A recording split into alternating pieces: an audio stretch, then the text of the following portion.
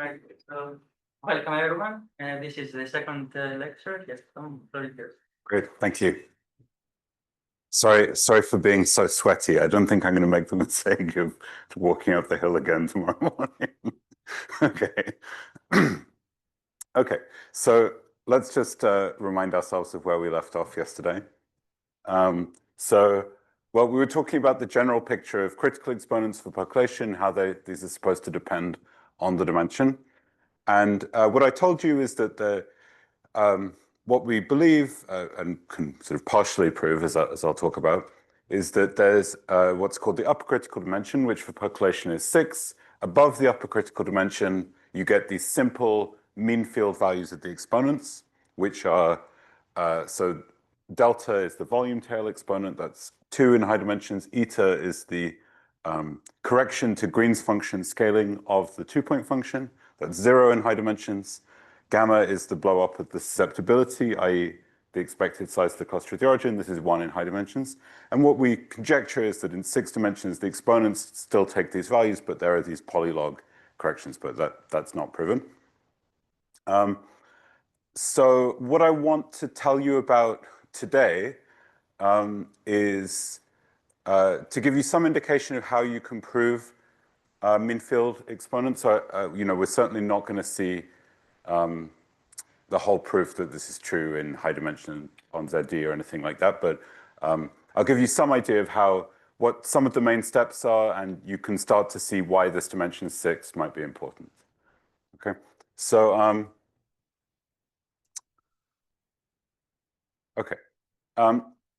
so eventually later on in the week, I want to talk about long-range percolation. So as we start to really prove more theorems, it's going to make sense to switch to working rather than just on graphs, on weighted graphs, so that we're working at the right level of generality when we get to that step.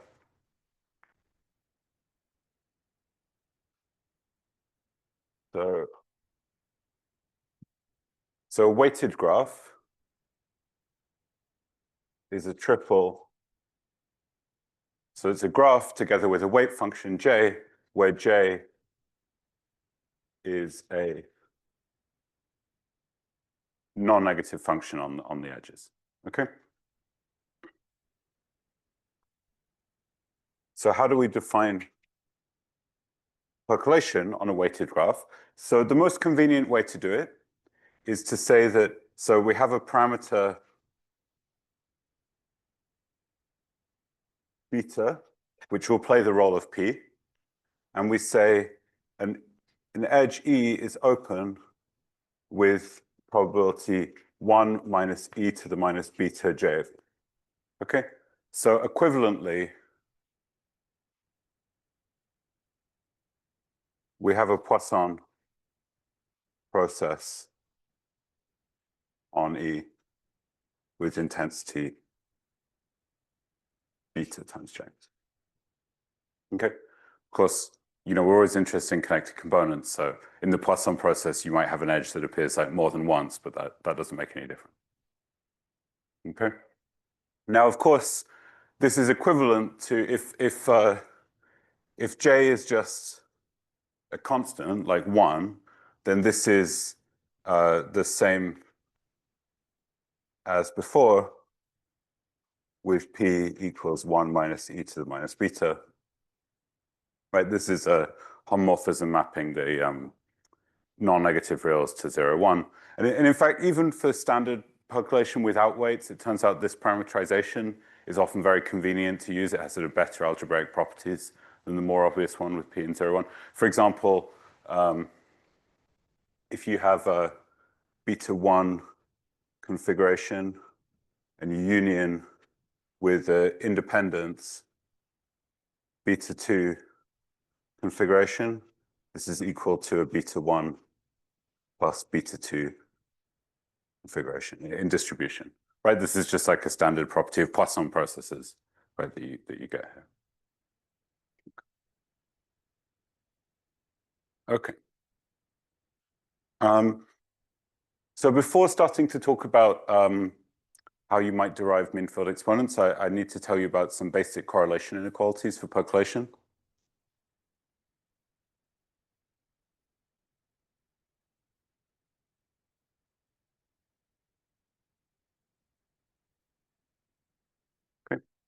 These are things that we really use absolutely all the time when we're studying percolation. So there's two main correlation inequalities, which are Harris's inequality, which is often called the FKG inequality, that one says that if A and B are increasing events, this terminology is not perfect, and people in other fields often complain about this. Increasing means that the indicator is increasing, right? So it means if the event holds and you add more edges to configuration, then it still holds. I think in the post-set terminology, this is either a filter or an ideal, but I can never remember which one is which. It's an upset is another term for it, right? But we'll call them increasing events. So Harris says that if A and B are increasing events, then, and I'll write P beta for this measure. P beta, the probability that they both hold is at least the product.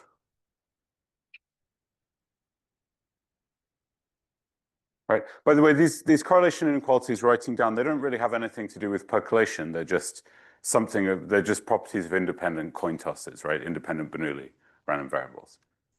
In fact, Harris's inequality is even just a property of independent real valued random variables. It doesn't even use the fact that they're 0, 1 valued. Okay. And in fact, more generally, if F and G are increasing functions of the configuration. By the way, I'll sometimes write omega to mean the whole percolation configuration. Then they are positively correlated.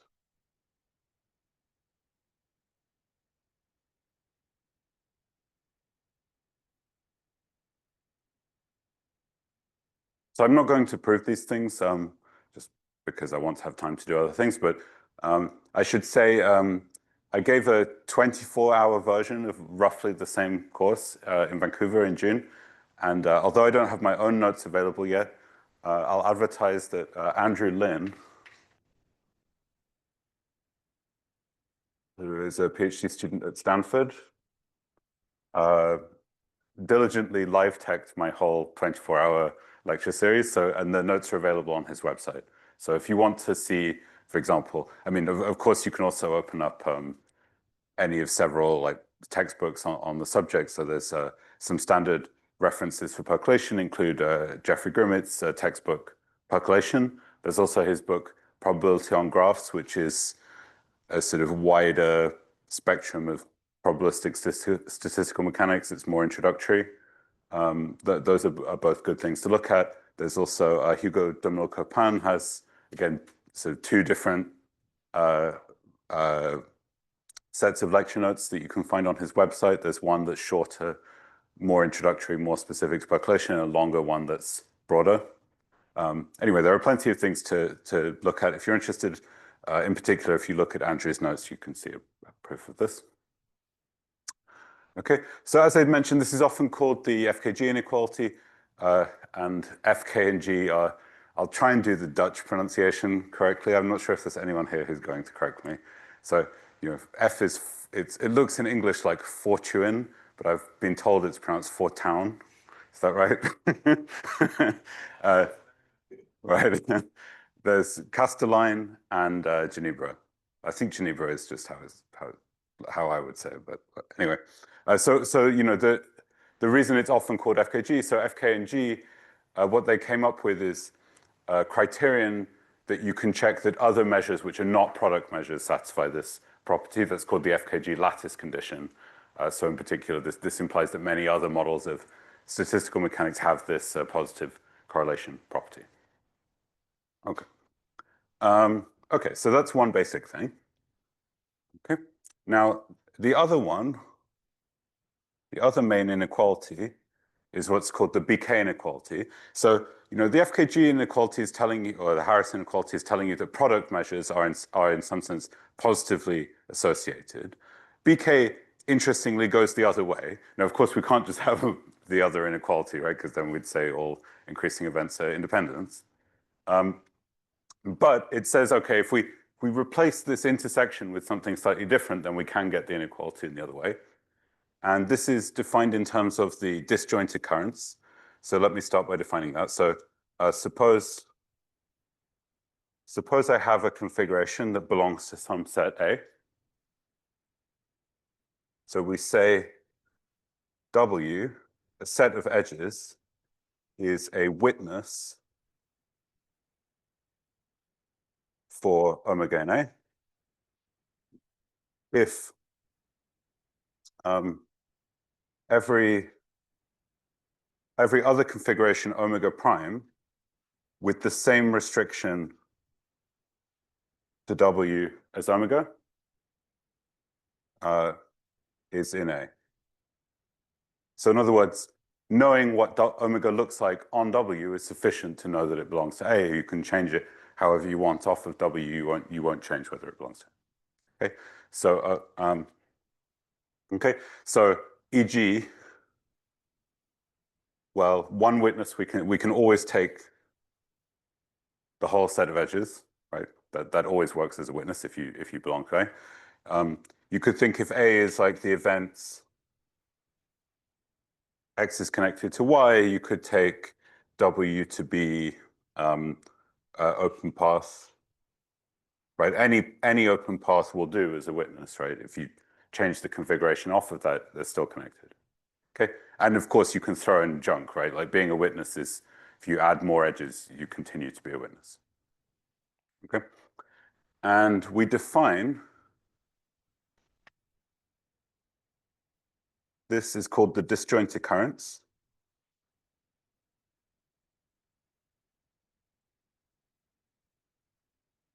To be the set of omega in the intersection such that there exist disjoint witnesses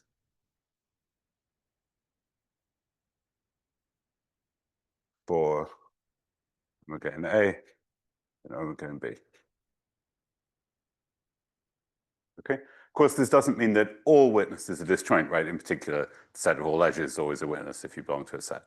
Okay, but this is saying not only does omega belong to both A and B, but it belongs to them for different reasons, or at least reasons can be chosen that are different, so each of which is sufficient for it to belong to the set. Okay, and the BK inequality, so BK is Vandenberg and Keston. It says that if A and B are increasing, then the probability of the disjoint currents is bounded by the product. Okay, so in other words, Harris says that the probability two increasing events both occur is like, it's more likely than if they're independent. BK says if you require that they occur for different reasons, and again, they may also occur for the same reason, but let's say they occur. Yeah, anyway, the disjoint currents, let's just use the technical term, then that's less likely than if they were independent. Okay? And again, if you want to see a proof of this, you can look at Andrew's notes, for example. One thing I'll mention here is that if you look at, I think, any of the standard reference works, this BK inequality is only proven for events depending on finitely many edges. In fact, this seems to be a totally unnecessary assumption. So when I did my Vancouver course, I think I successfully removed this assumption from the proof.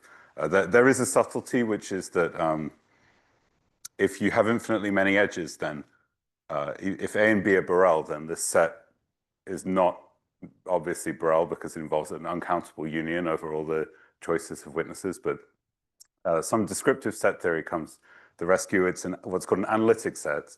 So it's measurable with respect to the completion of the Borel sigma algebra for any measure. So Anyway, I won't go into that more, but it's fine. The measurability is not really an issue, and then everything's fine. So actually, you know, almost always when we use this, we want to do it in infinite volume. So anyway, as far as I can tell, there was never any reason for these annoying truncation arguments people were always doing.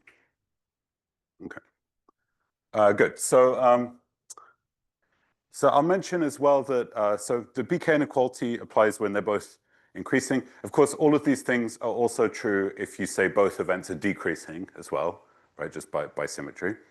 In fact, the BK inequality is true for all pairs of events. In that case, I don't know for sure that it works in infinite volume. So let's say on a finite graph, it's true for all events. That's called Reimer's inequality. Significantly harder to prove.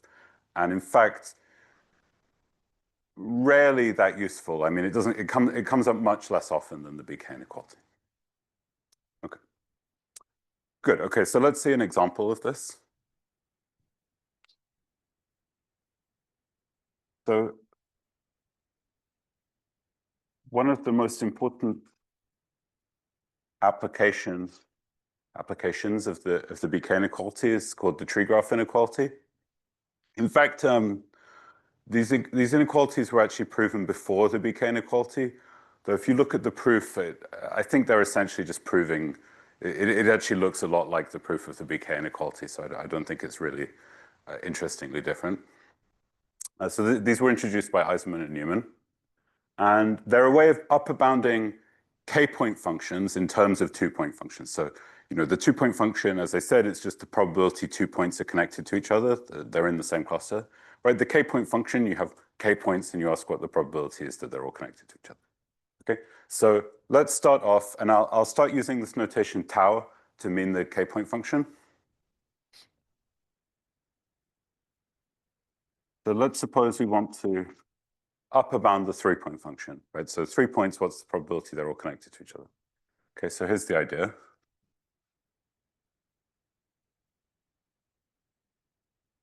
Suppose I have my 3 points x, y, and z, and you know x is connected to y by some simple path, x is connected to z by some simple path, maybe it looks like this.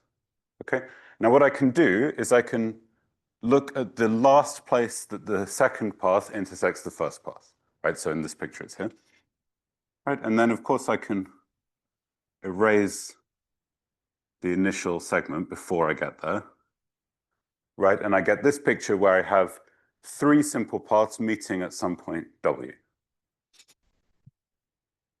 Okay, so what you see in this picture, we have a disjoint occurrence of 3 connection events. X connects to Y, sorry, X connects to W, W connects to Y, W connects to Z. Okay, so in other words, what we've shown is that this event that these 3 points are all connected is contained in the union over this middle point W of the disjoint occurrence X is connected to W, W is connected to Y, W is connected to Z. And I should say, you know, I discussed these inequalities for just 2 events, but they work the same for more than 2 events. So in particular, a nice exercise if for increasing events, this operation of disjoint occurrence is actually associative. It's not true for general like non-increasing events actually, so it causes some annoying things in that theory. But you know, in particular, you can define the disjoint occurrence of say 3 increasing events to be the event that there exist disjoint witnesses for the 3 things, and that's the same as taking the disjoint,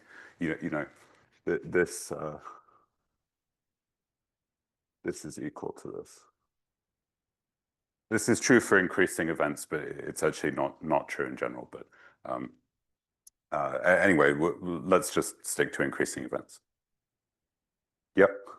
You get quality or strict? Oh, yeah, I guess it's the equality.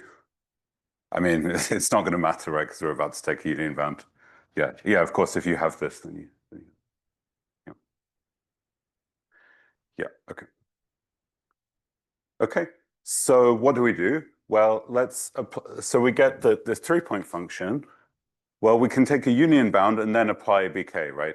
So I take the union bound over W, I get the sum. I'm going to take the probability of this disjoint occurrence. So I get this.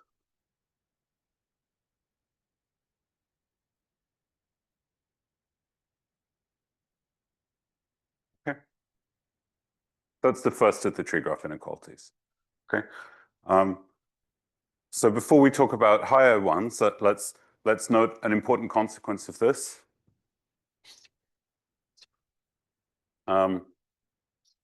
If I look at, let's say that I'll restrict to the transitive setting. So what that means is hopefully it should be obvious what an automorphism of a weighted graph is, right? So it's a graph automorphism that preserves the weights, right? So just the symmetry of the graph. Weighted graph is transitive if you can move any vertex to any other vertex by symmetry. So in particular, that means that the expected size of a cluster does not depend on which vertex you choose, right? So in the transitive case, we deduce that the second moment of the volume of the cluster at the origin is bounded by the cube of the first moment. So why is that? Well, the second moment, of course, it's exactly equal to I realize that actually this is one of these things you get very used to when you work on these things for a while, but actually it's a bit confusing when you haven't worked on these things before. So let me just spell it out in complete detail, right? So the cluster at the origin, right, the volume is equal to the sum of the indicators, right? So if I square, it's the same as summing over x and y. Well, it's the product of the two indicators, so it's the same as this indicator, right? So in particular, if I take the second moment, it's the same as summing the 3-point function, right? So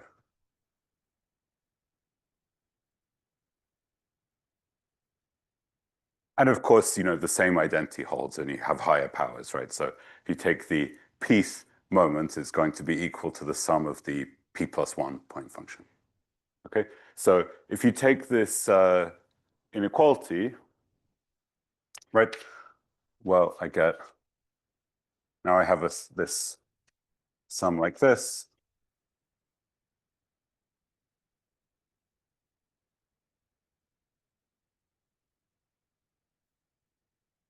Okay, and then what I can do, of course, is I can move these sums in the inside, right? So I can say, put my sum over x here, put my sum over y here, right? Here I'm summing the 2-point function, and by transitivity, this is just the susceptibility, right? Similarly, I can then, that's just a constant, I take it out, I get another copy of the susceptibility here. This again is a constant, take it out, just get a final copy of the same. Okay.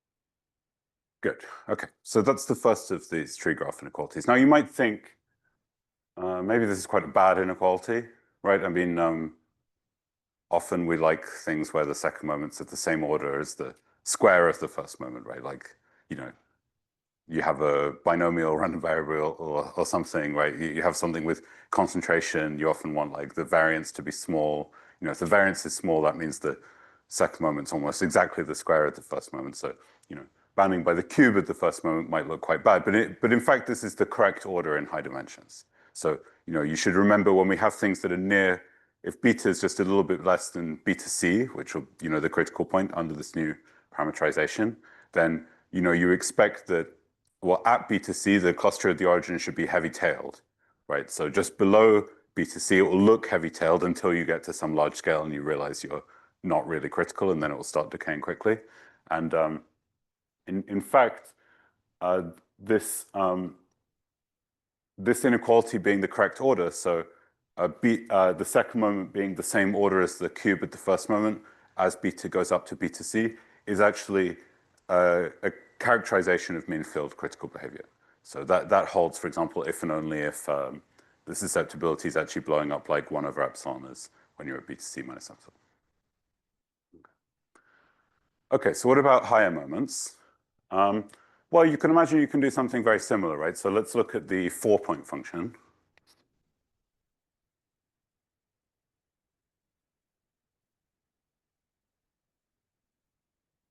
Right? Well, we already saw if I have this connection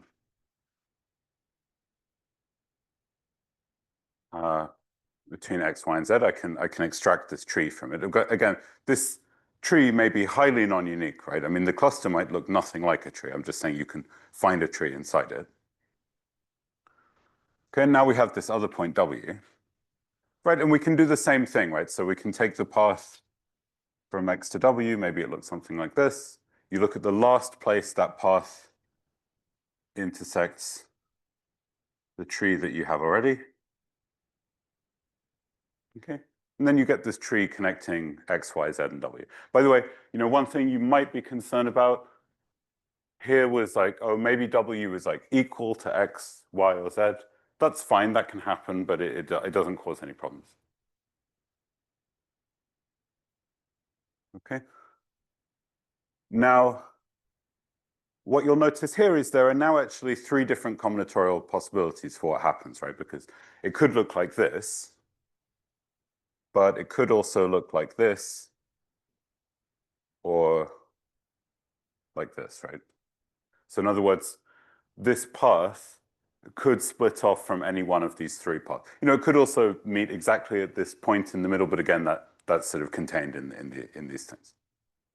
Okay, so when we do this sum, we have to actually sum, when we want to bound this, we have to sum over these 3 different combinatorial structures that we can get. Okay, so what we get is, well, exactly this thing, right? So again, if you want to write out a formal proof, what you would do is you'd say this event, the 4-fold connection event, is contained in a certain union, or it's actually equal, as you said, really, it's not just containment, right? Where you have to take a union over the 3 different combinatorial structures of the tree, and then take a union over where these internal vertices are. Let's call them A and B, right?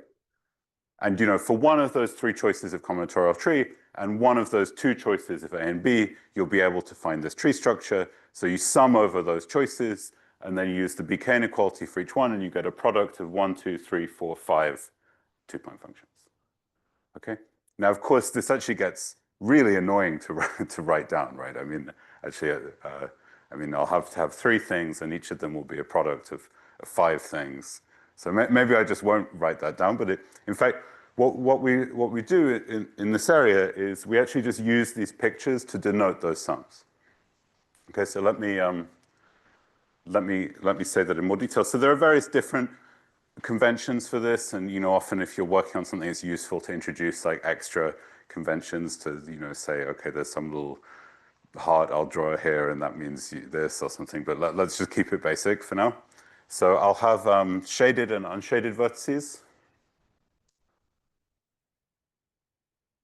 So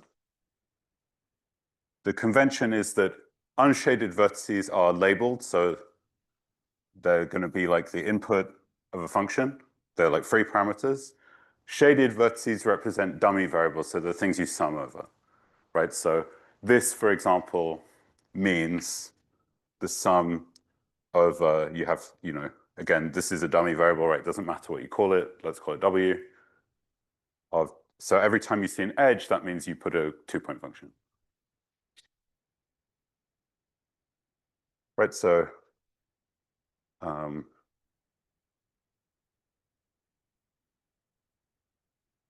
this quantity here is just the bound that we had on the 3-point function, right? It's just this diagrammatic notation for it. Just some more examples of diagrams. You could have like, This just means the square of the 2-point function, right? If you had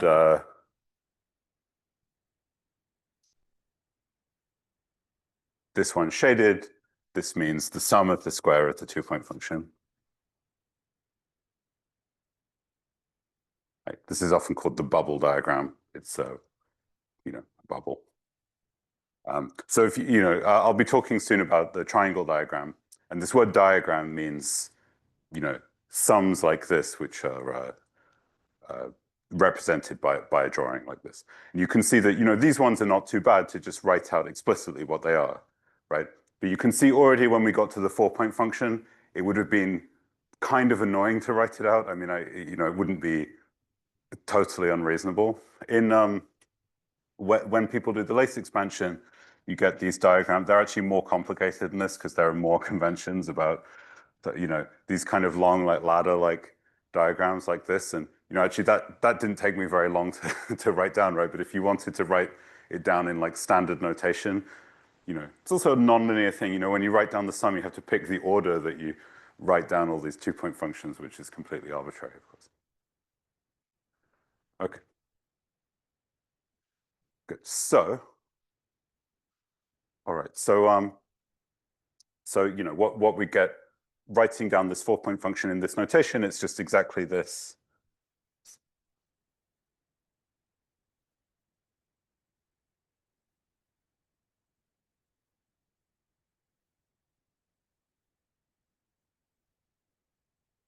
Basically, we just have to choose which of y, z, and w is this closer one.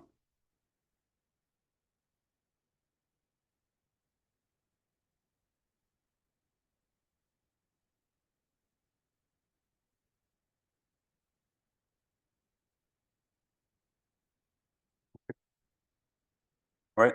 Now, as before, we can use this to get a bound on the moments, right? So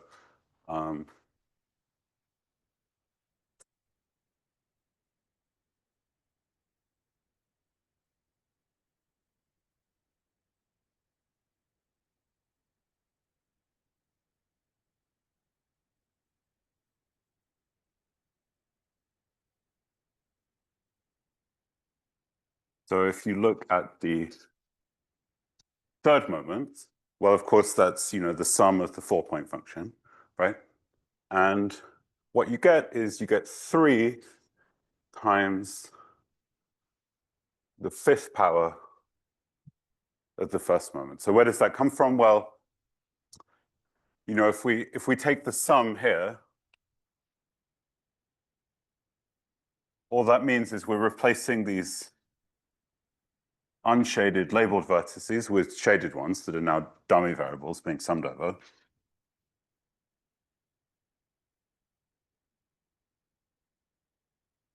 Right?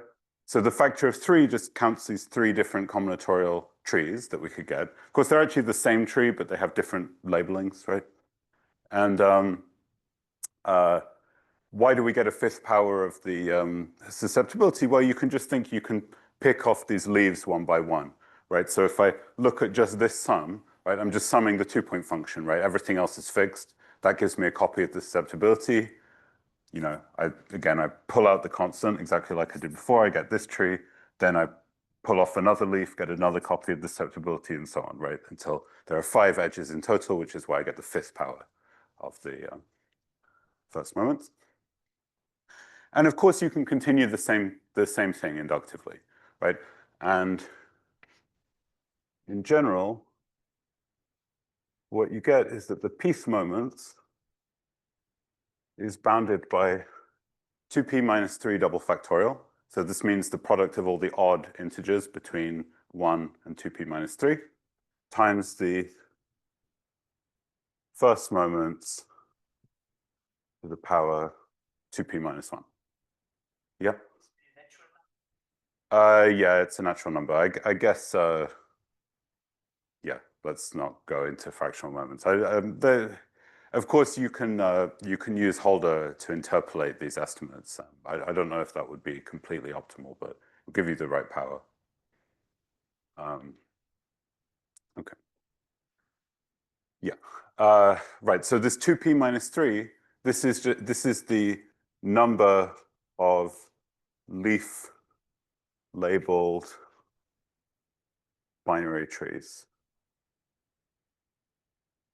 Right. So these are exactly the combinatorial struct with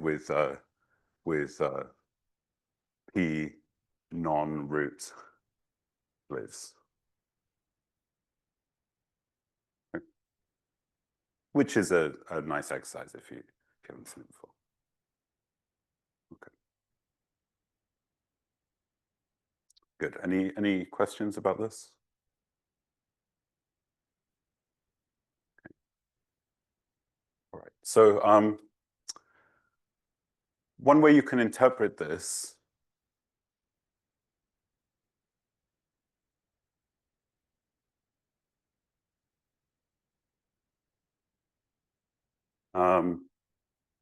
is that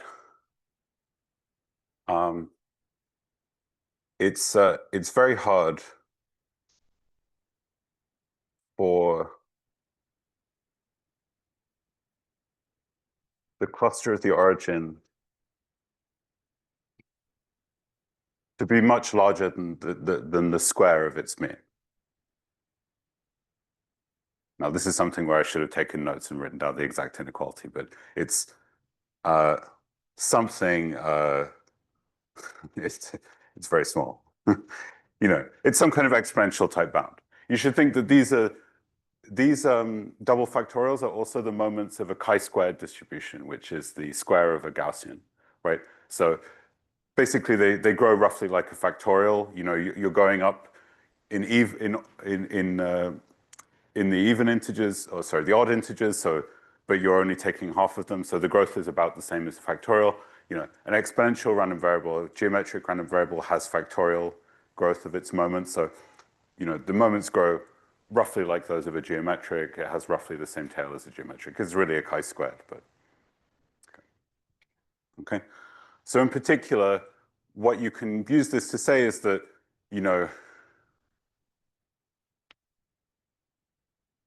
e.g., if I look at the susceptibility, it's going to be roughly the same as if I restrict to this for lambda large. Okay, so again, near criticality, these random variables are kind of heavy-tailed.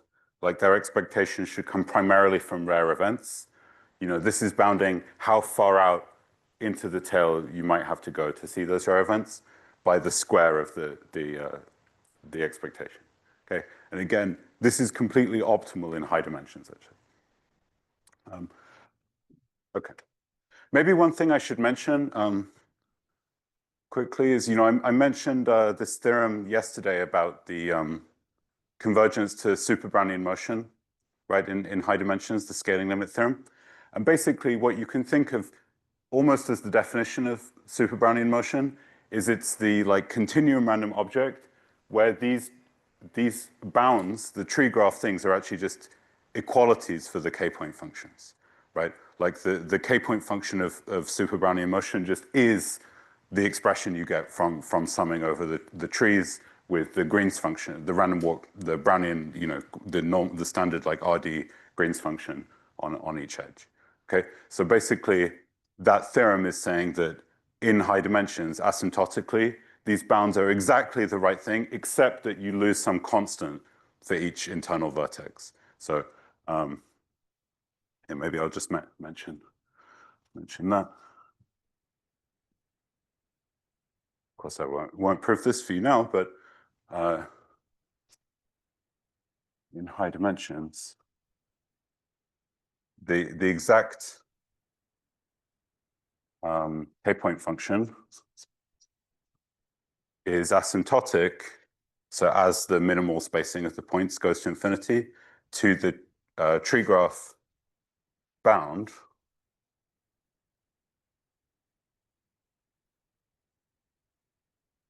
times some constant to the power the number of internal vertices.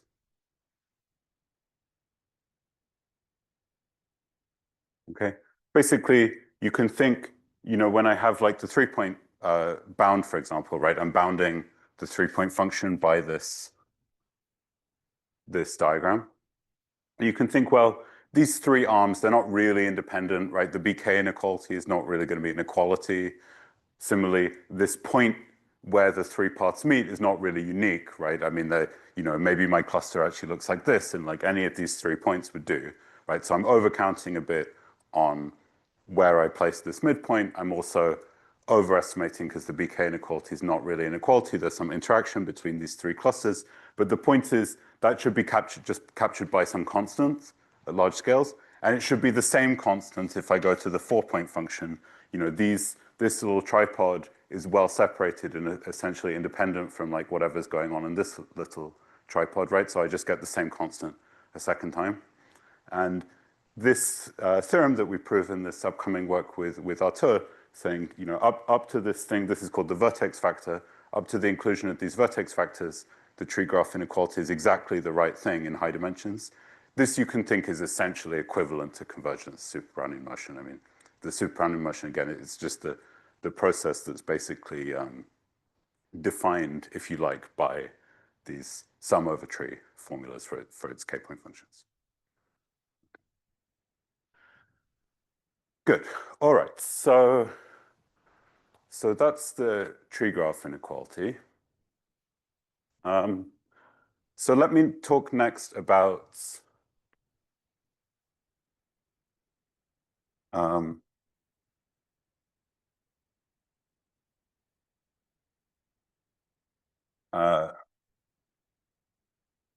start telling you about how you might prove mean field behavior in high dimensions. Okay. Now,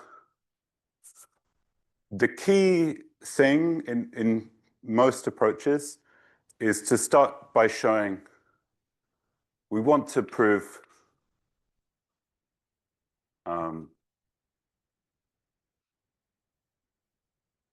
this mean field divergence of the susceptibility.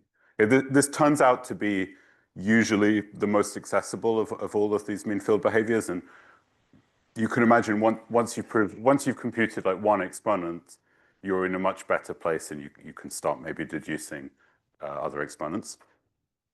Okay, so how do you do this? So the key, again, to most approaches is to work through differential inequalities. So let me give a first example of that.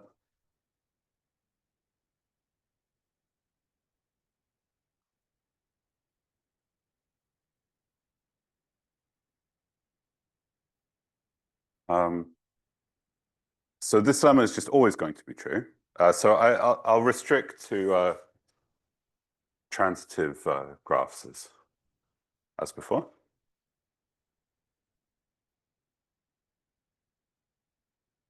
And I think in this lemma, actually, this constant's 1 or the degree or something. But let's just say I'll write an inequality like this to mean there's some constant that you can put here that makes the inequality true.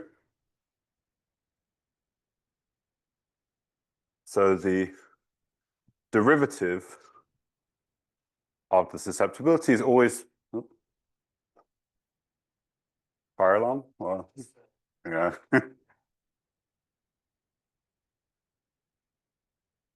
Happens a lot. Okay.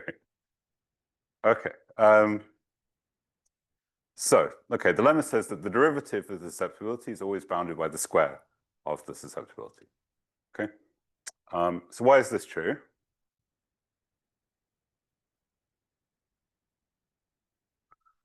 So here's the idea. So it's going to use Russo's formula.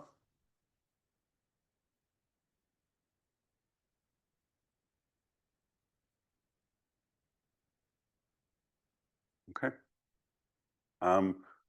So let's suppose we want to differentiate like any function of the percolation configuration, right?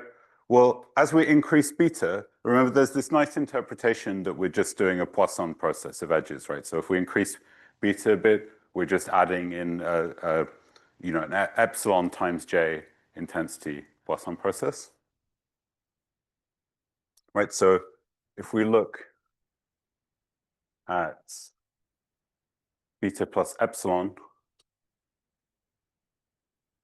f of omega, well, this is equal to, the union, right? The beta plus epsilon configuration is a union of an independent beta configuration and an epsilon configuration, right? Now, when epsilon is very small, we're with high probability only going to add a single edge, right? Like the event where you add more than one edge is going to be a quadratic order and smaller, right? So this is roughly the same as, well, if I subtract the same thing with beta, right? I get this, right? So roughly each edge is being added in with probability roughly epsilon times j of e, right?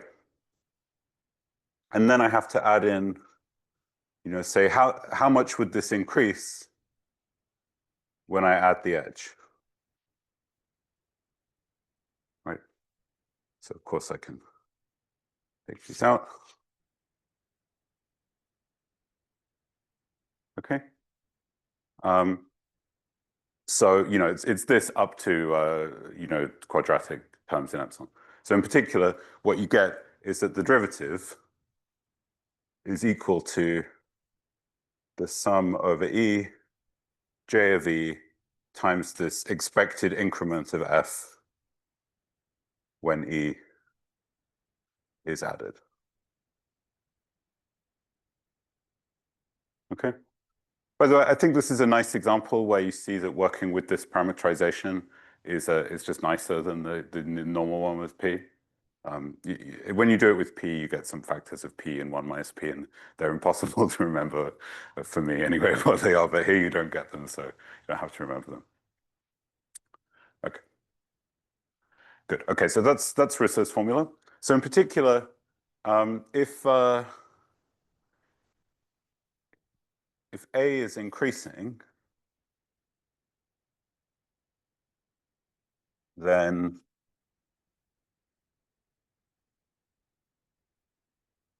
the derivative of the probability of A is equal to the sum over E of J of E times the probability that E is a closed pivotal for A. So what that means is that A does not hold. When you add E in, it does hold. Okay. In that case, E has to be closed because, of course, if you add in an edge that's already there, it doesn't do anything. Okay.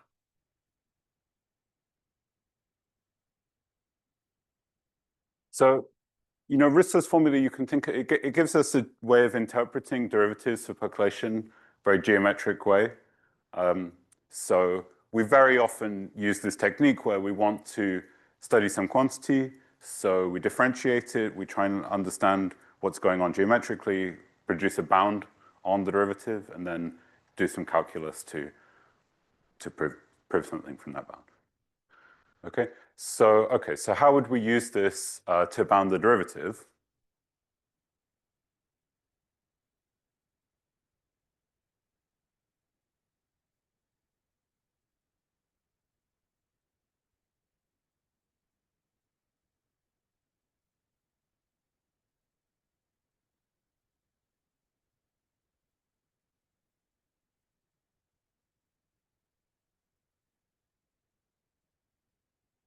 So I should say, by the way, Risso's formula is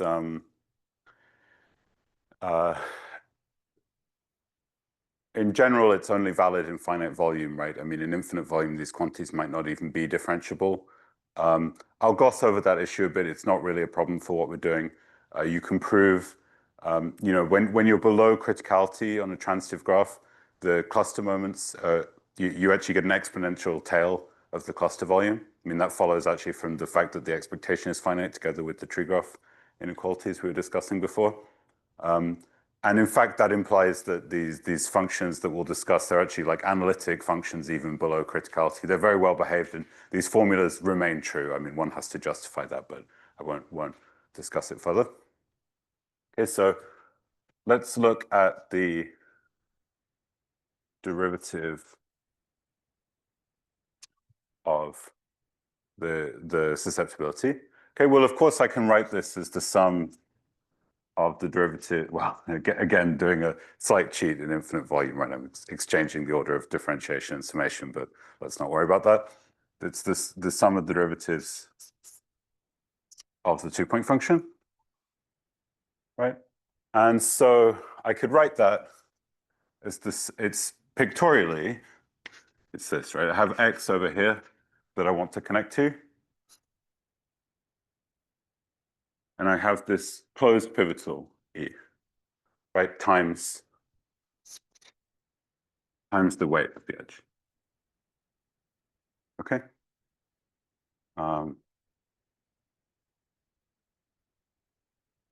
Maybe I'll just write this. So again, what this picture means is that it just means E is a closed pivotal for the connection between 0 and x.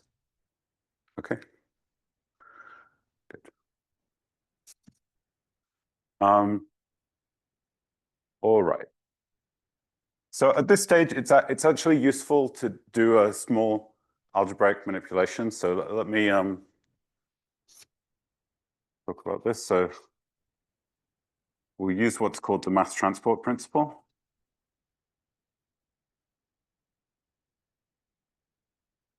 Which is, in the case of ZD, it's a trivial identity that's true. So let's say we have a function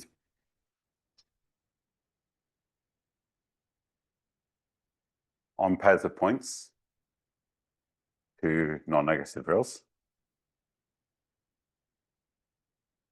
Okay.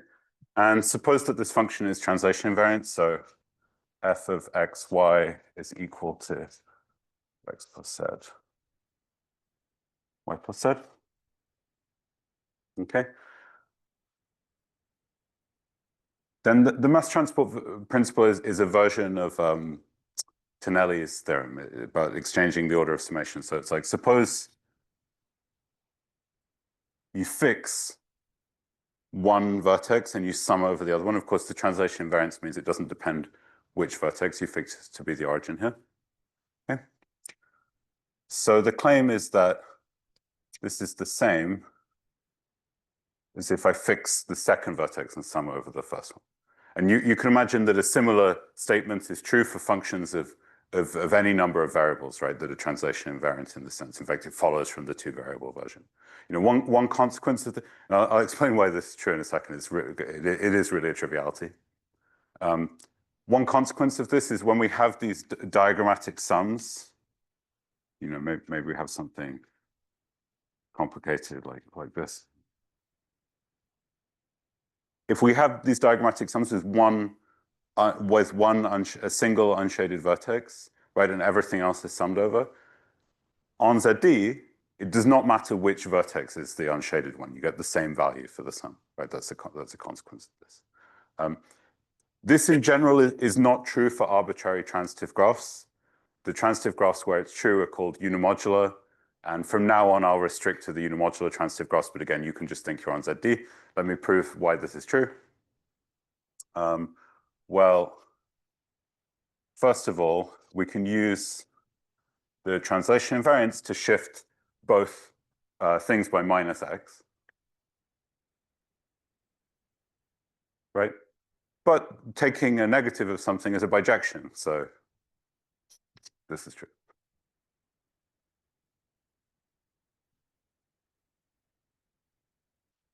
Okay, so what's the relevance of this to us? So what this means is that we can, basically, whenever we have a picture like this, where we're summing over a bunch of stuff and we have the origin somewhere, we can always pick like any of the vertices in our drawing to be the origin. It won't change the value of what we're doing. So in particular, it's convenient here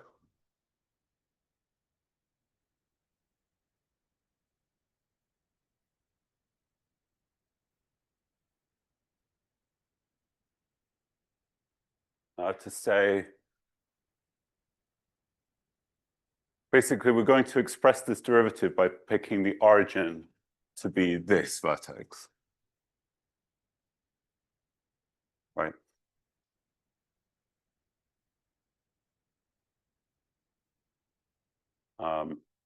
So what that means is we're now summing over 2 points, or we're summing over this edge, which is emanating from the origin. We're summing over 2 points x and y of, well, this picture, right? So here's the origin. This is the edge coming up with it. The other endpoint at this edge should be connected to x. The origin should be connected to y, and these two clusters should be distinct.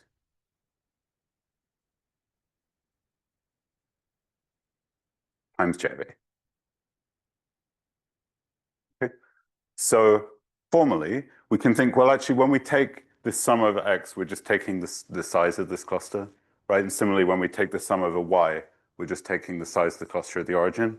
So this is the same as taking the sum over edges emanating from the origin of J of E times the expectation of the cluster at the origin, the cluster at the other endpoint of E on the indicator that they are not the same cluster. So the origin is not connected to the other endpoint. Okay. So again, this equality is true on any unimodular transitive weighted graph, so in particular on ZD, for example. Okay, so how does this give us the lemma? Well, the point is, these two clusters, what I'm claiming is that this expectation here is just smaller than the square of the susceptibility.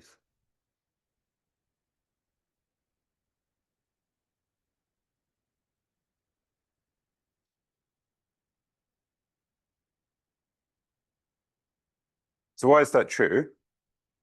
Well, you can think, basically the point is these two clusters are competing for space with each other, right? So the fact that they're required to be distinct is just making it like harder for them to be large than if they were independent. Okay. Now, there's a few ways you can proceed to give a full proof. One, by the way, is just use the BK inequality, right? I mean, if you go back to this picture with the sum, you can say, well, this event is contained in the disjoint occurrence, right, of the event that the origin is connected to y, and this point E plus is connected to x, right? So BK gives you this inequality. An alternative way of doing it would be to say, well, first sample this cluster, right? Maybe it contains this point E plus, and then I get 0, so I don't care. If it doesn't contain E plus, then I then explore the cluster of E plus, and that's the same as doing percolation in the subgraph, where I remove everything that I found in the first stage. So it's just small. It's smaller in distribution, right? It's stochastically dominated. Either of those two arguments will give you this inequality. And so what we deduce is that this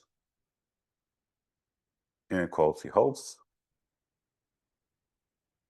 where this is defined to be the total weight of all edges emanating from the origin. Okay, and I guess I've meant to assume this is finite.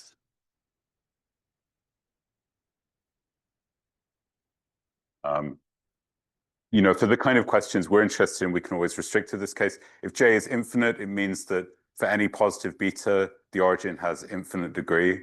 So it's like in particular, the critical point will be 0. So won't be interesting from our perspective.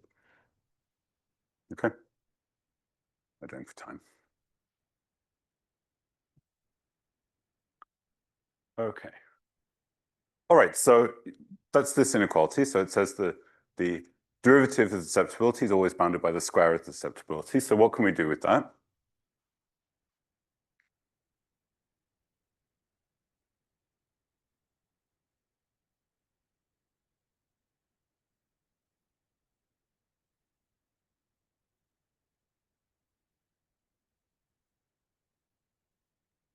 They're just the endpoints of the edge here.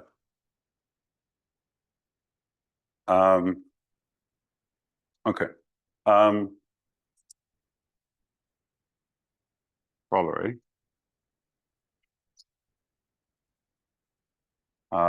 Again, so transitive unimodular finite absolute value J.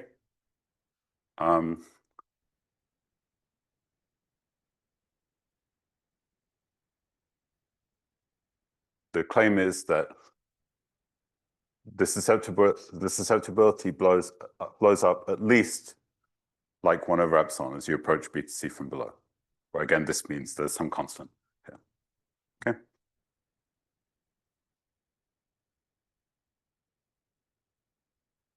Okay, so why is this true? Maybe before, actually, it's very easy to prove this, but let me give you a robust way of getting to the right answer, even the kind of always works for things like this, at least but it's heuristic.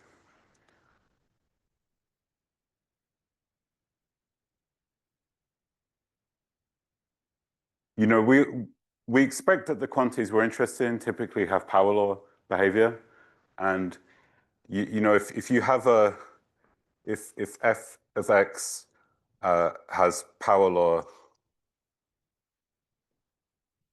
blow up as x goes to some finite x naught, right? That should mean, you know, if it's a reasonably well-behaved function that has power law blow up, it should mean that if you're at x naught minus epsilon, the derivative is like 1 power of epsilon, of 1 over epsilon larger than the function itself. Right? Of course, if you just have an exact power, then this is just calculus. And, you know, in fact, the power of the blow up will be determined by like the constant here, right? But if you think you have some power law blow up, then you should have roughly this behavior of the derivative, again, assuming that the function is nice. Okay, so, you know, if you want to take a funny differential inequality like this and say, okay, what should it mean for the blow up? Well, substitute this in, right? So morally, assuming some things we don't know, you know, you should be able to interpret this inequality as like 1 over epsilon times the susceptibility is bounded up to constants by the square of the susceptibility, and then of course you just cancel off 1 from each side and you get the bound. Okay, so you know, of course this is not a proof, but you know, you can apply this reasoning in many situations to at least figure out what the answer, what you should be deriving from the inequality, and then once you know what you should be deriving, it's usually easier to come up with the argument, right? Especially, you know, the nature of doing ODEs is you often find the right transformation or something to make it trivial, and of course, if you don't know what the answer is, it can be harder to find that transformation. Okay, so how do we actually analyze this inequality? So in this case, there's a nice way of doing it, which is to look at the derivative of 1 over f. Okay, so basically we're looking at this inequality f prime is bounded by a constant times f squared. Right, so the trick to do it is to look at the derivative of 1 over f, right? Because this is minus f prime over f squared, right? So this inequality tells us that this has derivative at least minus c, right? Maybe I'll make things nicer for myself. Confused by negative numbers, I'll look at the derivative of minus 1 over f. Okay? So what that means, we also know that f of that, you know, this expectation at B to C is infinite, right? We didn't prove this, but I told you this is true. The susceptibility is infinite at the critical points. Okay, so what we can do is we can look at the difference of these two values, right? So I have the value of the -1 over the thing at criticality minus. Okay, I tried to unconfuse myself by putting the minus here, but made it worse. Right? So this is just the increment, right? This is, of course, the integral of the derivative, right? So this is bounded by c beta to beta c. Okay? And of course, this is just 0. Right? And these two minuses cancel. Okay?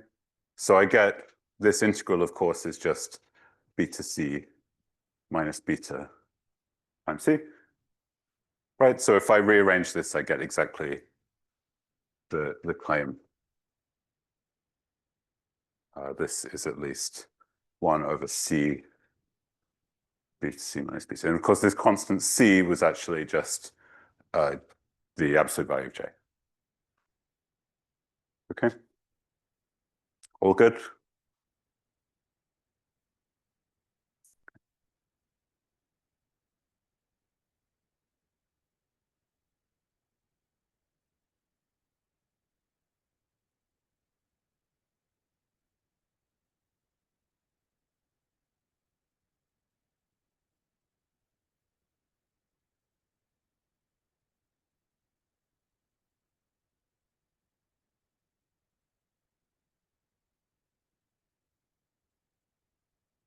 So what we've shown is that the susceptibility, again, that just means the expected size of the cluster at the origin, it always blows up at least like 1 over epsilon, which is its actual behavior in high dimensions.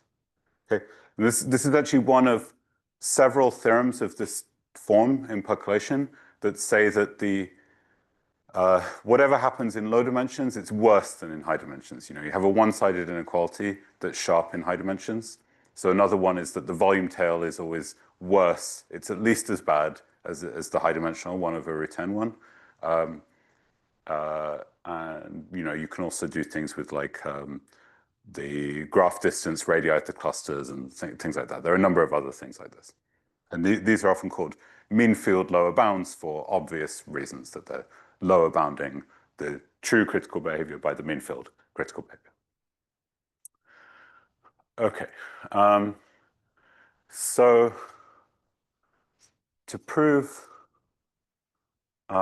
mean field exponents, the key step usually is to prove a complementary lower bound.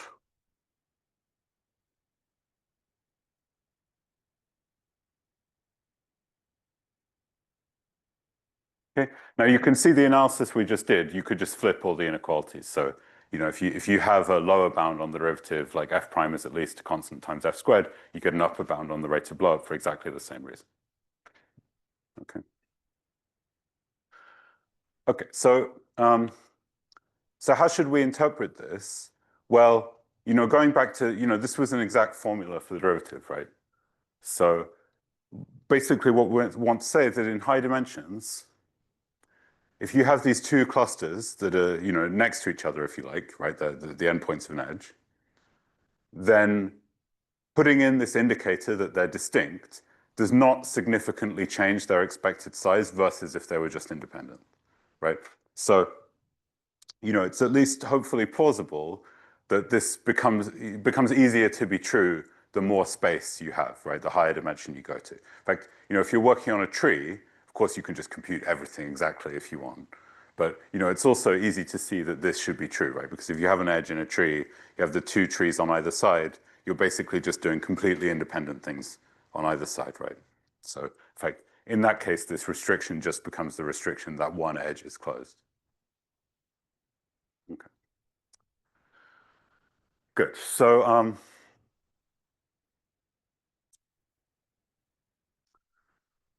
So the standard way to do this is via something called the triangle condition.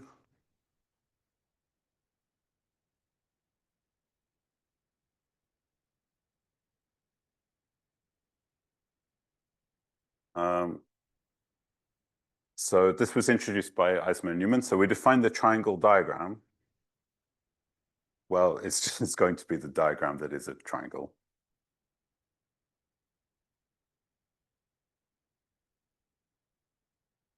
Right. Okay, so in other words, fix one vertex, sum over the other two of the product of these three two-point functions. Okay. So the triangle condition means that this is finite at criticality. That's the definition of the triangle condition. Okay, and the theorem, which was proven by Eisman and Newman back in the early 80s, actually the same paper where they proved the tree graph inequalities, is that if this holds, triangle condition holds, this is finite, then there exists some constant c such that the derivative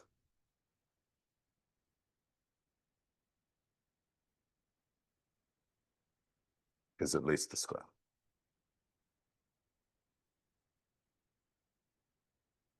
Okay. And what Hara and Said proved is that this is indeed true for D, for percolation, nearest neighbor percolation on ZD with D much larger than 6. Okay, it should be true all the way down to 6. And indeed, you know, exercise, if you define the triangle for the Green's function, so if you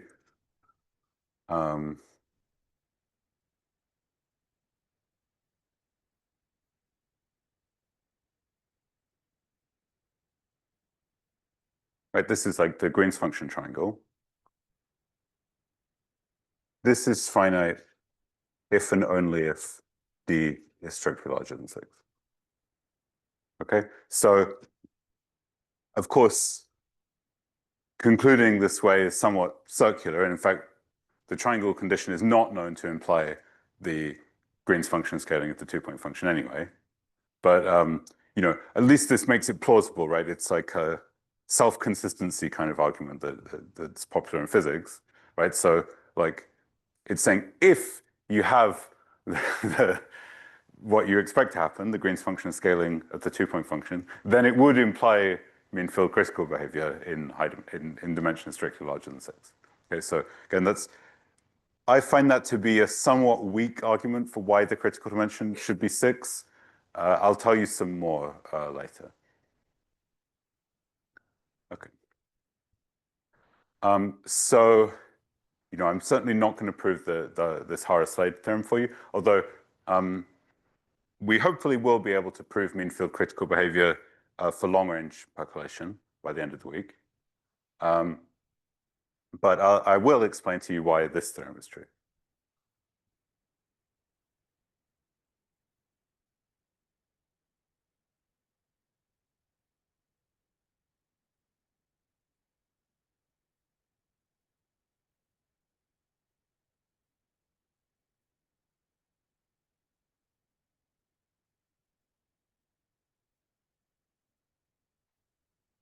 Okay. Okay, so let's look at this expression for the derivative. Right, so yeah, maybe I'll just go back to using this board.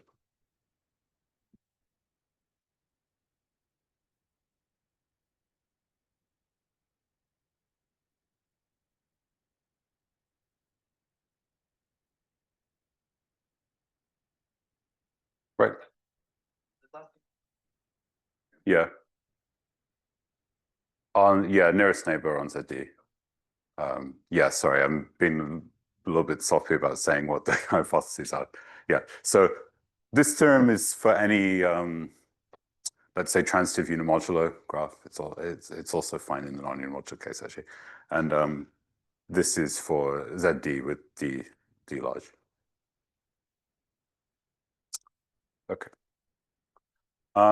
Okay, so I guess when I wrote this before, I meant to put an expectation somewhere. Let's turn this into a probability. Okay, so in other words, this is the probability that y is connected to the origin, e plus is connected to x, and e plus is not connected to the origin. Okay. So the lemma is that if I have any, say x connected to y, z connected to w, and x is not connected to z. So this is back to being true on any graph. This is at least the product of the probabilities minus this diagram.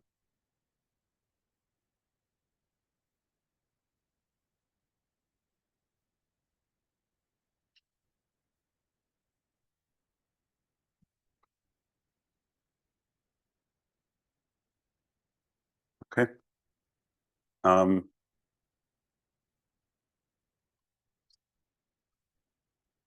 So why is this true? So you can think about doing the following thing.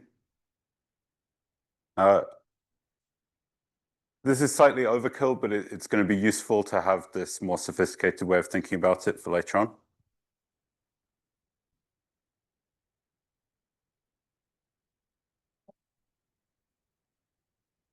Okay, so we can couple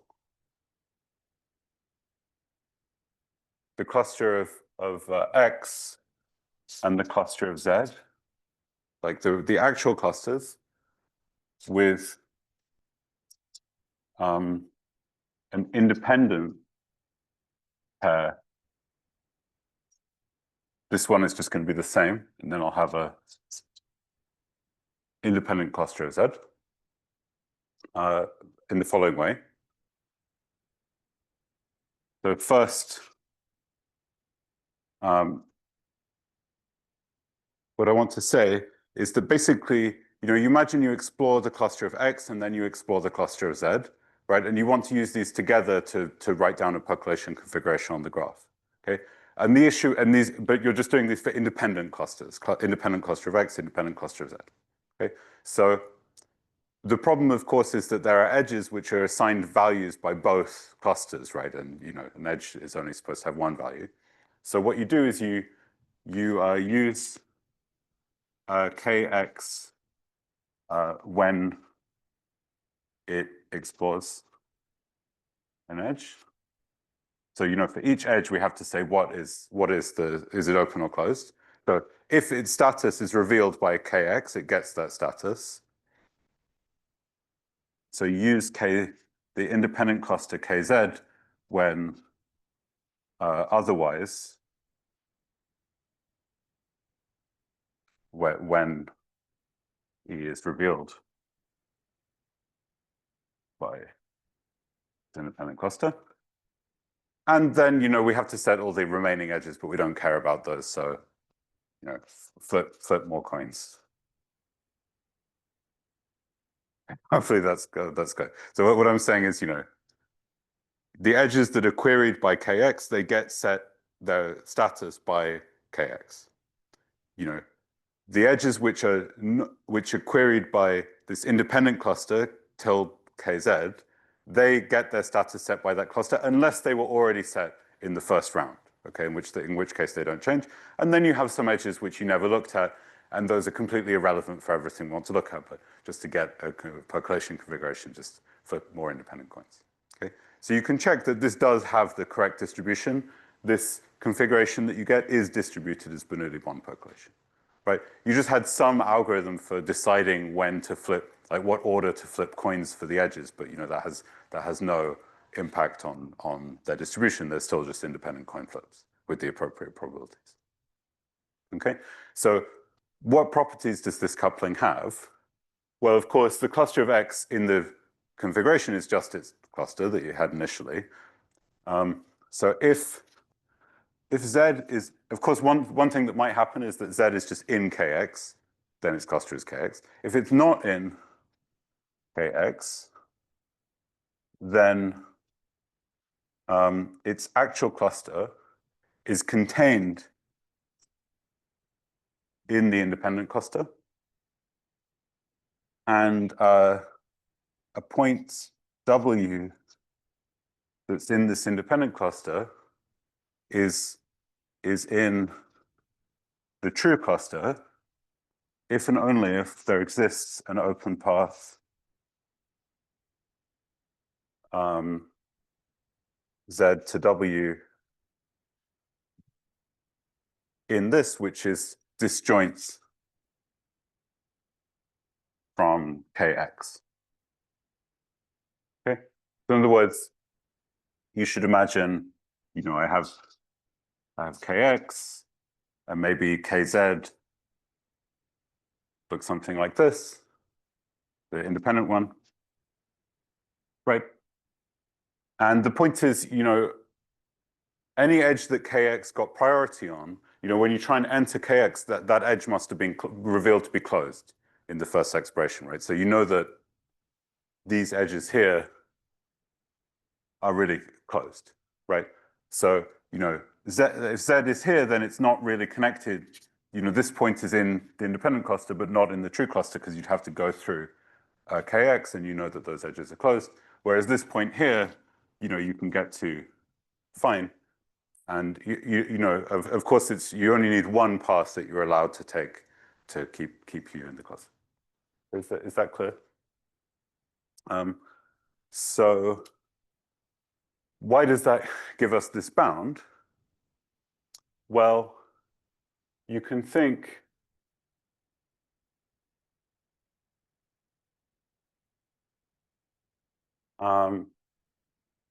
that you could write this probability in terms of the coupling as the probability that Y is in Kx, W is in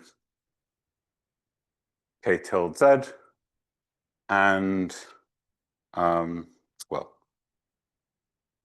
let's say it's actually in Kz, and Z is not in Kx. Right, well, actually, I haven't even used the coupling yet, right? So let me write this as this version minus the bad stuff, right? So minus the probability Y is in Kx, and either Z is also in Kx, or W is in this complement. Okay. Now, of course, this probability is just a product, right? Because Kx and tilde Kz were independent, right? So to prove this, I just need to show that this bad event has probability bounded by this diagram here, right? So what's the idea? Well, of course, one thing that can happen is that the Z just belongs to this cluster of X. And in that case, I get this kind of degenerate case of this diagram, right? But that's fine. It's covered by this, right? So this is the 3-point function here for the cluster of X, and then I have this connection to W here. Right? The other case, which is the larger probability bad event, is this one where Z and is not in the cluster of X. W is in the cluster, in the independent cluster, but not in the real cluster. And of course, for that to happen, I have to have, if I look at the any specific path from Z to W, it has to be intersected by this other independent cluster, right? So I have to see this picture, and Y has to be in the cluster as well. So what you can say is that, there has to be some point where this that's on this path, this simple path, right, that also belongs to the other independent cluster. Okay, so what I get is I can just use the tree graph inequality here. I use a similar thing here that this has to belong to a simple path, so there has to be a disjoint connection in the second cluster Z to this midpoint to W, right? So if I just expand everything out with the union bound and the BK inequality, just like I was doing before, I get this diagram. Okay, does that sound okay? Yeah. Yeah. Well, KZ tilde is just defined to be independent, right? What happens is that if Z's in KX, then its cluster has sort of nothing to do with K tilde Z, right? But it's still there in the coupling, it's determining the status of some other edges, but does that make sense? We never really need to investigate what happens in that case, right? Because we just bound its probability of that event and not really the further things. Okay. Okay, so does that make sense? So we get this bound on the on this probability that we want. Okay, so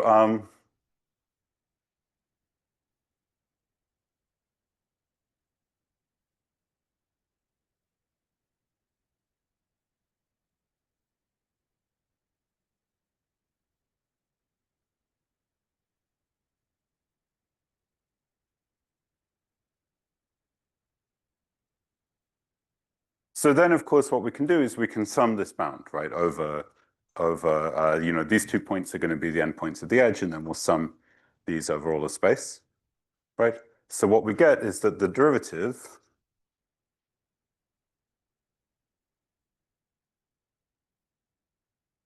is bounded by, well, when we take the independent sum, of course, we just get the sum, we get this size of J times the square. Okay, and then we have to subtract this error term, which gives us, well,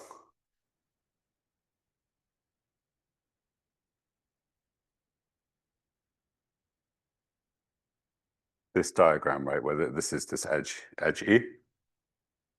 Okay, and of course, as usual, I can when I have these pendant edges on my diagram, they just give me copies of the susceptibility, right? So this guy here, and this should be JE again, sorry, is equal to the square of the susceptibility times this sum JE times this 3 2-point functions, the origin to, let's say, A, sum over these 2 dummy variables, let's call them A and B, origin to A to B, B to the other endpoint of this edge. Okay, so in other words, this is this sum here is this diagram.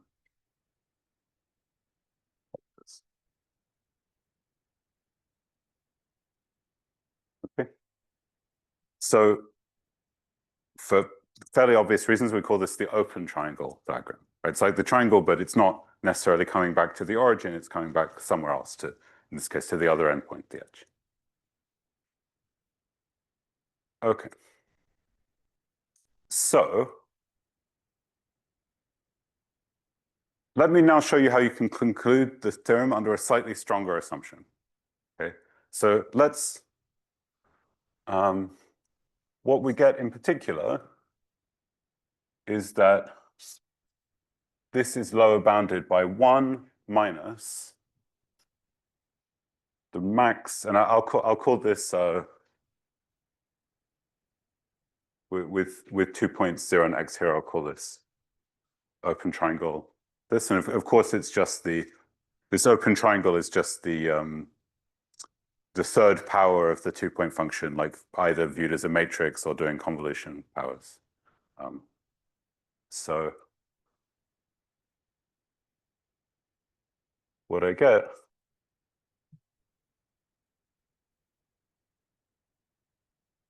is this.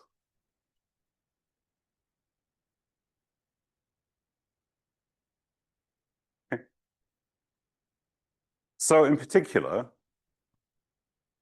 what this shows is that the theorem holds if I assume this stronger assumption. So, you know, one thing I should mention, maybe I'll say this as an exercise. It's actually one of these things that maybe sounds strange, but it's actually very easy if you have the right perspective.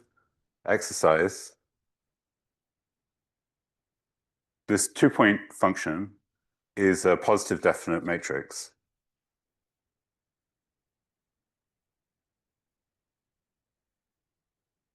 That's actually true for any percolation model. Like if you have any equivalence relation on a set, then the matrix that just encodes that equivalence relation is always positive definite. So if you take any random equivalence relation, it's just a convex combination of positive definite matrices, so it's positive definite. So this implies that this, well, let me say xy.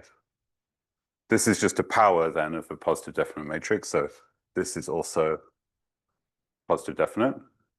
And so in particular, if you have a positive definite matrix, it always takes its maxima on the diagonal. So, you know, this is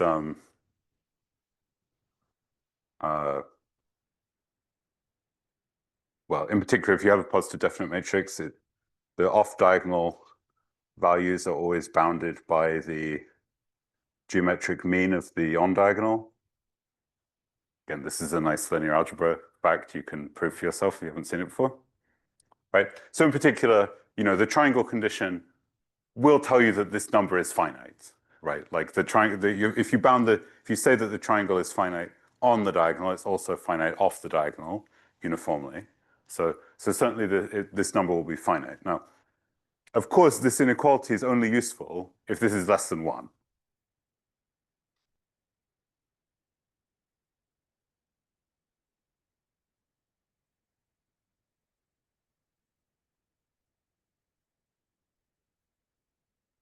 Okay.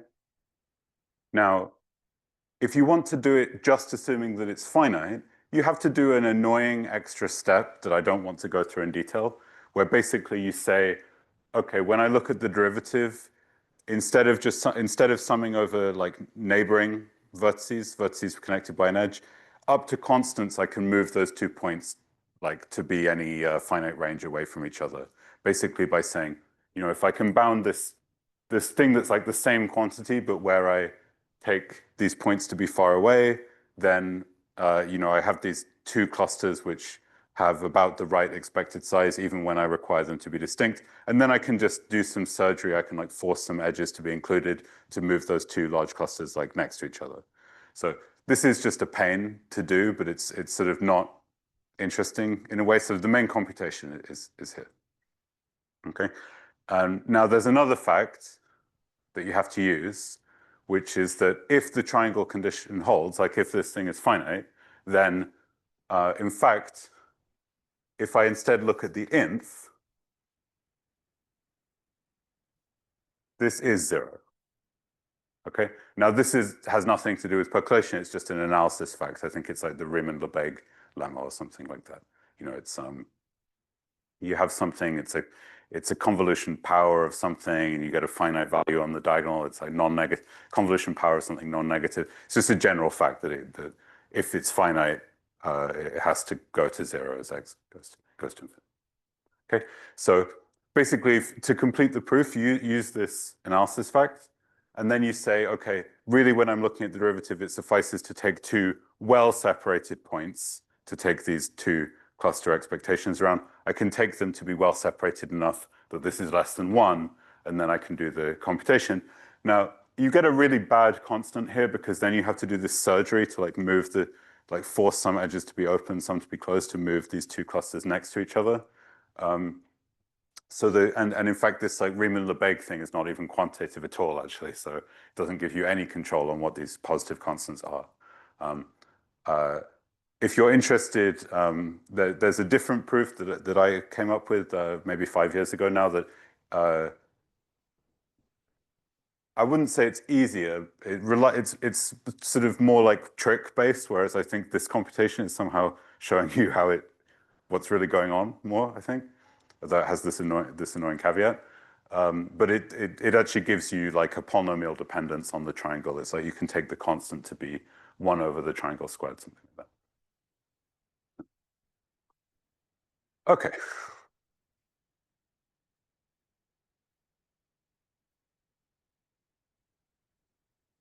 Good. So I guess I have not very long left today.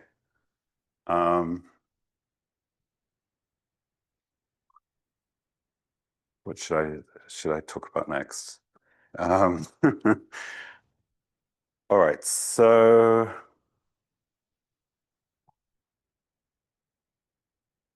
yeah. Any questions on that before I move on?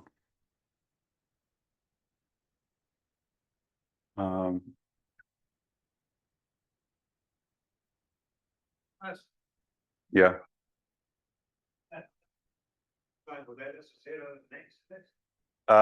Yeah. So you take that to be E plus and then, yeah. Oh yeah, I just meant like, yeah, I mean, yeah, so this should be the origin, which is the same as, right, and yeah. Triangle short and the open triangle of finite, is the other direction also true? Yeah, I mean, right, I think there's some, if you move the vertex over by 1 or something, it changes by at most a constant. So, yeah. Yeah, you can see if you actually look at the on-diagonal triangle, it's at least 1 just from the contribution where the 3-point, the 2-point function 0, 0 is 1, right? You're always connected to yourself. So, you somehow have no hope of getting this less than 1 by looking at the closed triangle. Yeah. Okay. All right, so maybe in my last 5 minutes,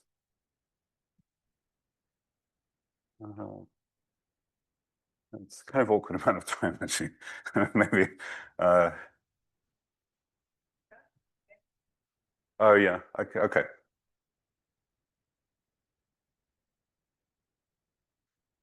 Maybe let me start telling you about long-range percolation, which is what I'll tell you about in the second half of this lecture series.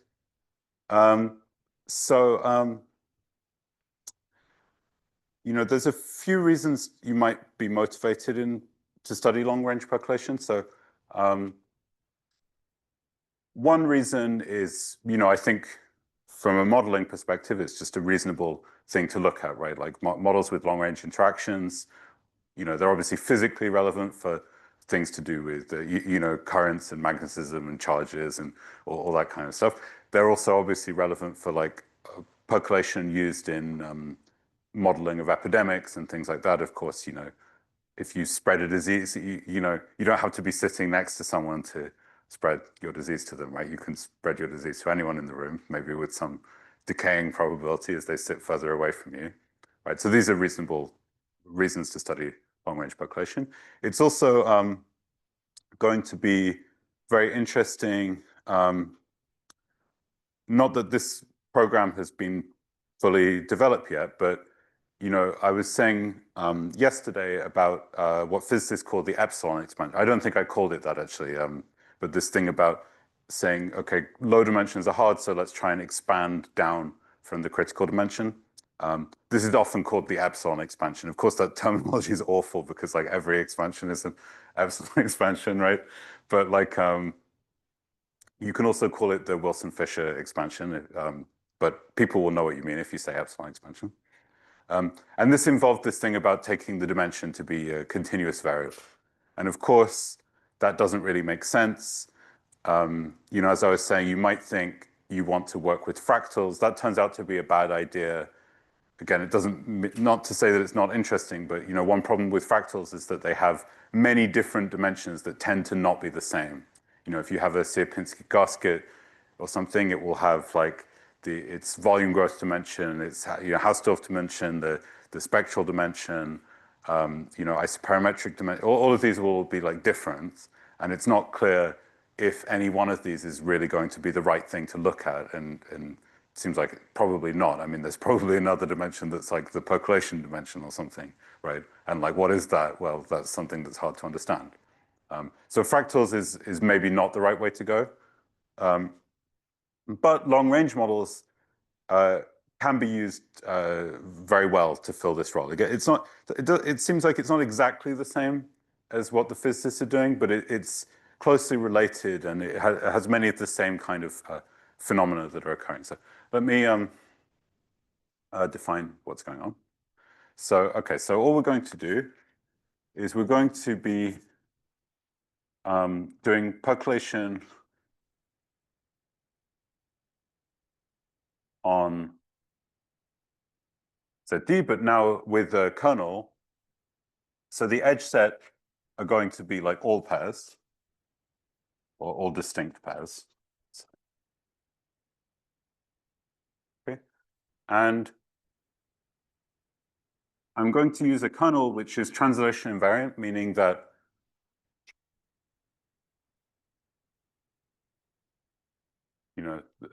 the edge weight between x and y should be the same as the origin to y minus x, right? And of course, this also needs to be symmetric because it's supposed to be a function of an edge, right? With an edge being an unordered pair. Okay. Now, if you have this translation invariance assumption, this means that the weighted graph that you obtain this way is a transitive weighted graph. Okay. And we'll also be restricting to the case where this thing is finite, and this ensures that beta c is positive. In fact, so beta c being the infemal value of beta where infinite clusters exist. And in fact, it's at least 1 over j for essentially the same argument that we saw before. So in fact, when you work with graphs, you get like the degree -1. Here you don't get that -1, and it's essentially because when you go to a new vertex, you might have used a very low weight edge to get there. So the fact that you can't backtrack is not so meaningful. Anyway, of course, we just care that it's positive, really, not about the specific bound. Okay. Good. So in what we're going to be doing, we're going to be particularly interested in the case where we have a power law decay. That's a kernel, where this parameter alpha is positive.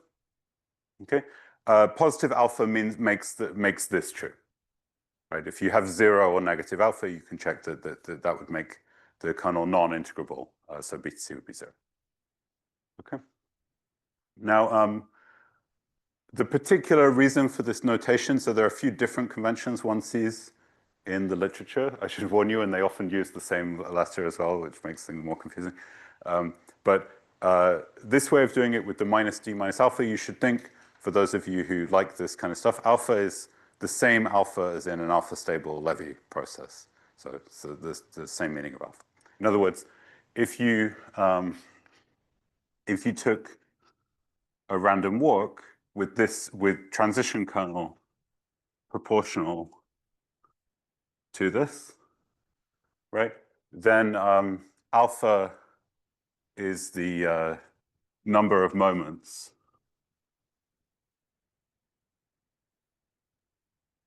of one step of the random walk, meaning that this is finite if and only if P is strictly smooth.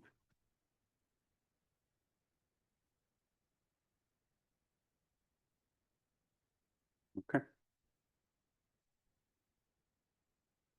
All right, so it turns out that varying this parameter alpha is in some ways very similar to varying the dimension, but it's now something that we can do continuously.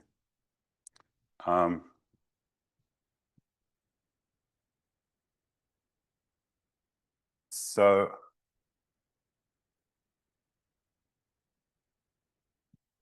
I realized I moved on to long-range percolation without giving you my other heuristic reason for why the critical dimension is 6. That would have been a better thing to do in the last 10 minutes. I'll do that next time, though. Let's not move off this train now. Okay, so right, so one can define what's sometimes called the effective dimension to be the maximum of d and 2d over alpha. Okay, and it turns out this is not a perfect thing. Like in particular, once you go to low dimensions, if you want to understand long-range percolation, it's not going to be entirely determined by the effective dimension, but it does turn out to give us the correct answer for when you have mean field behavior. So we'll see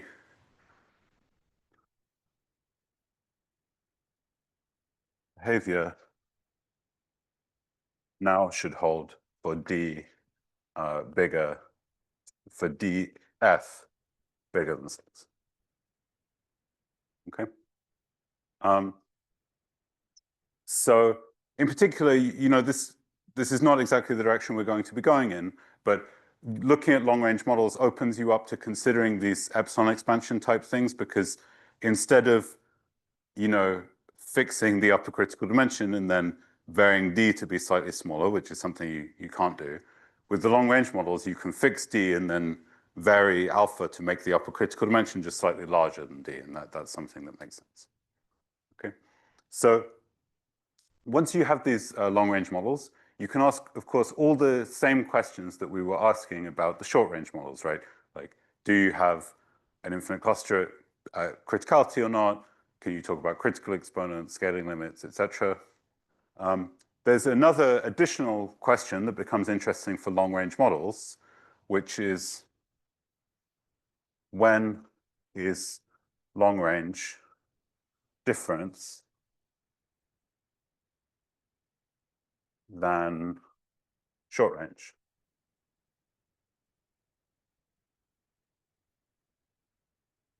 Right? Now, for simple random walk, by which I mean, in this thing of like, you look at the critical point, you zoom out, try and understand the large scale behavior, right? So for simple random walk, of course, this is a very classical thing, right? So if alpha is bigger than 2, once you have finite variance, it doesn't really matter that whether you're bounded or just finite variance, right? You get essentially the same behavior. So you get finite variance, and you get Brownian motion scaling limits, right? Whereas when alpha is smaller than 2, you get discontinuous Levy scaling limits.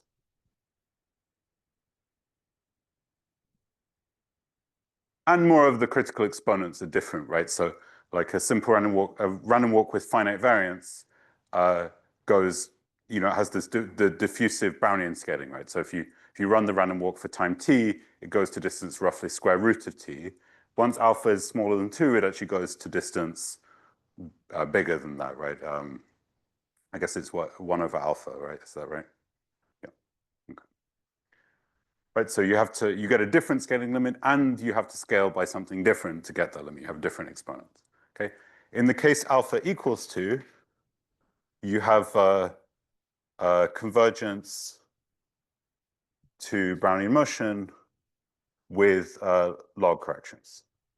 So, as we've seen in these other contexts, very often at these boundary type regions, you get these marginal effects that produce logarithmic correction. Of course, for these ones, they're relatively simple to say what they are. You get just logs and square root logs and stuff like that. No logs to the 1/21.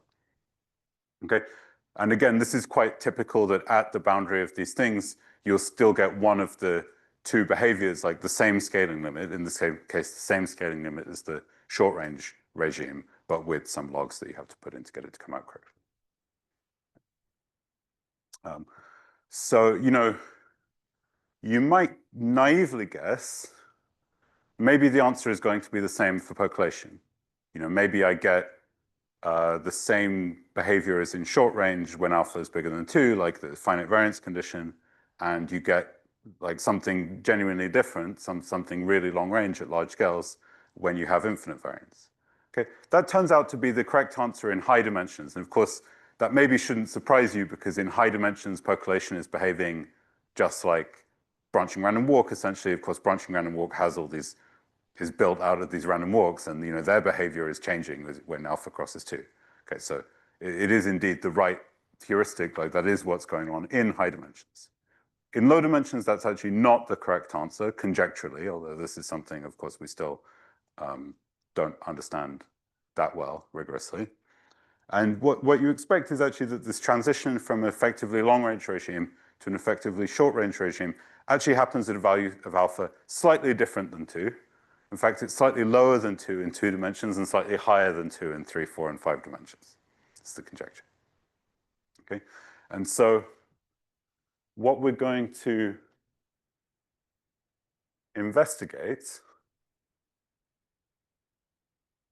over the second half of the lectures is essentially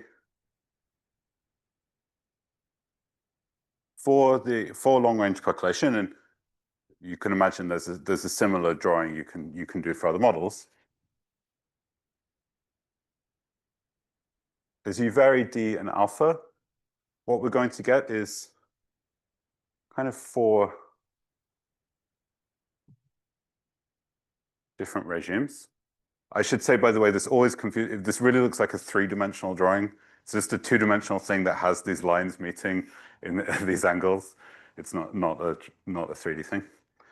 So we're going to get these different regimes where we get a long-range, high-dimensional, short-range, high-dimensional, short-range, low-dimensional, and long-range low-dimensional.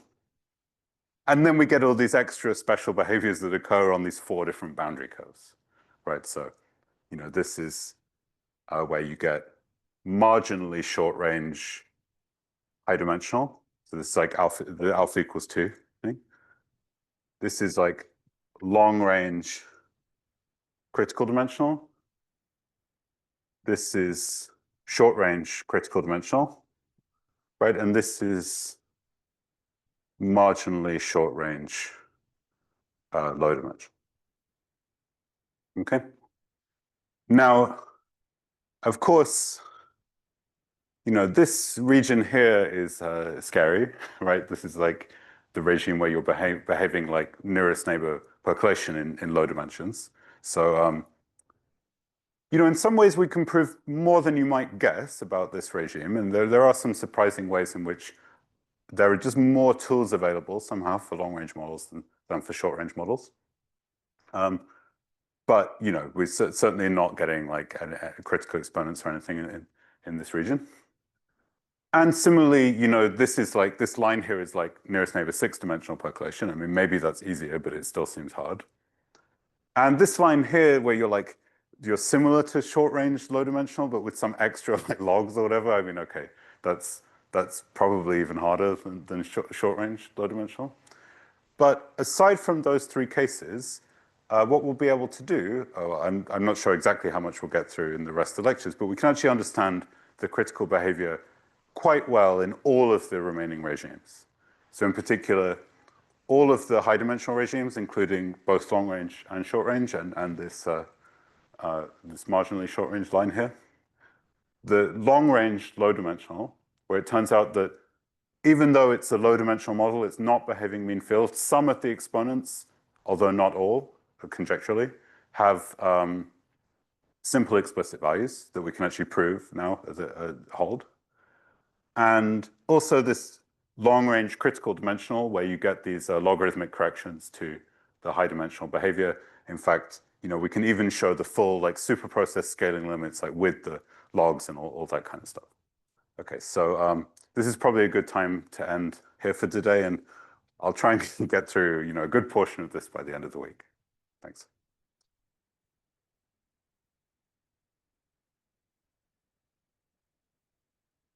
Yeah.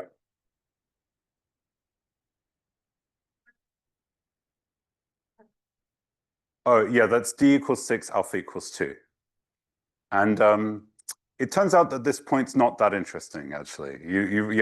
I should have mentioned that. You might think, okay, you have all these boundaries. As mathematicians, we always want to drive ourselves towards the most difficult, the edge case of the edge case of the edge case. But actually, this point turns out to behave more or less exactly like this line. And essentially, the reason is that if you do a random walk with alpha equals 2, its green function is smaller than the normal green function by a 1 over log factor. And in 6 dimensions, this 1 over log is actually enough to make the triangle diagram converge, because it's only just failing to converge without the log. And it means that actually you have, in some sense, exact mean field behavior at this point.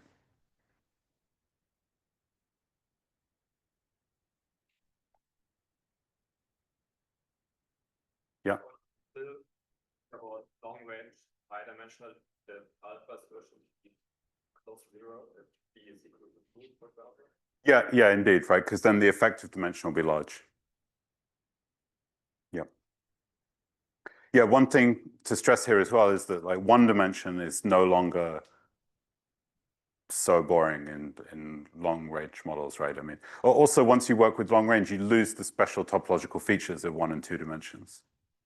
So they're not so special anymore, really. I mean, you should recover some specialness in an emergent sense when alpha is large, but